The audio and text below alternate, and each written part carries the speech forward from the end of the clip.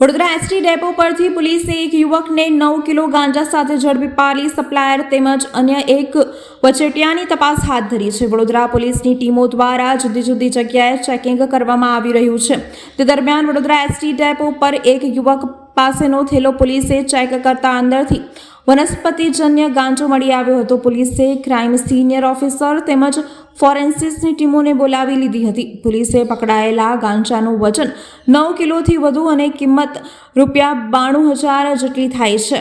પોલીસે રોકડા ₹500 તેમજ એક મોબાઈલ પણ કબજે કર્યો છે। પૂછપરછ દરમિયાન કેરિયરનું નામ લાલજી રામચંદ્ર માંજી હાલ રહે કતરગામ સુરત મૂળ રહે બિહાર હોવાનું ખુલ્યું હતું। ગાંજાનો જથ્થો અમદાવાદના સોનુસિંગ યુનિસિંગને મોકલ્યો હતો તેમજ એક બાઇક ચાલકની પણ મદદ કરવામાં આવી હતી। તેની વિગતો બહાર આવતા પોલીસે બંનેને વોન્ટેડ જાહેર કરવામાં આવ્યા છે।